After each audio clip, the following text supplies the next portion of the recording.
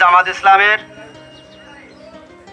খুলনা 1 আসনের বটিয়াঘাটা দাগব উপজেলার 1 নং জলমা ইউনিয়নের 5 নং ওয়ার্ডের আজকের গণসংযোগ অনুষ্ঠানে শেষে এবারা বক্তব্য রাখছেন, সমাপ্তি বক্তব্য ঘোষণা দিচ্ছেন 5 নং ওয়ার্ডের বাংলাদেশ জামাত ইসলামের সেক্রেটারি মুফতি মাওলানা আফজাল হোসেন।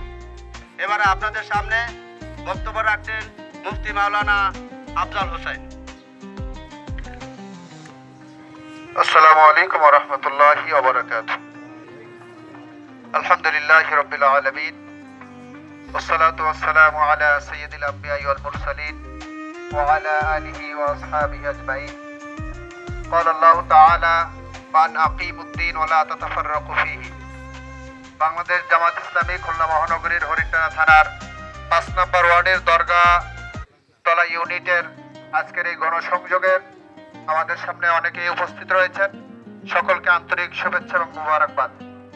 আল্লাহ সুবহানাহু ওয়া তাআলা এই দুনিয়া আমাদেরকে পাঠিয়েছেন মানুষের কল্যাণের জন্য। আল্লাহ তাআলা বলেন যে কুনতুম খায়রা উম্মাতিন উখরিজাত লিন-নাস তা'মুরুনা বিল মা'রুফ ওয়া তানহাউনা আনিল মুনকার। নিশ্চয়ই তোমাদেরকে বের করা হয়েছে মানুষের কল্যাণের জন্য। তোমরা মানুষকে সৎ কাজে আদেশ করবে এবং অসৎ কাজে বাধা দিবে। রাসূল সাল্লাল্লাহু আলাইহি ওয়াসাল্লাম বলেছেন, খায়রুন নাস মাইয়ানফাউন নাস। উত্তম মানুষ হচ্ছে যে মানুষের উপকার করে। বাংলাদেশ জামাত ইসলামী তার জন্মলগ্ন থেকে মানুষের উপকার করে আসছে এবং তারা কল্যাণমুখী কাজের সাথে সম্পৃক্ত থেকেছে। রাজনীতি হচ্ছে একটা কল্যাণময় কাজের নাম। রাজনীতি হচ্ছে মানুষের উপকারের জন্য একটা মাধ্যম স্বরূপ। কিন্তু আমরা দেখতে পেয়েছি বিগত 54 বছর রাজনীতির নামে মানুষ প্রহসন করেছে, আর রাজনীতির নামে ক্ষমতায় গিয়ে মানুষের সম্পদ লুণ্ঠন করেছে, মানুষকে খুন করেছে, মানুষের ইজ্জত লুণ্ঠন করেছে এবং ইজ্জত লুণ্ঠন করার পরে ধর্ষণে সেঞ্চুরি করার পরে তারা আনন্দ উৎসব বাতিয়েছে, তারা আনন্দ উৎসব করেছে। এটা আমরা দেখতে পেয়েছি। আমরা চাই না এই ধরনের রাজনীতি বাংলাদেশে থাকুক। আপনারা কি চান?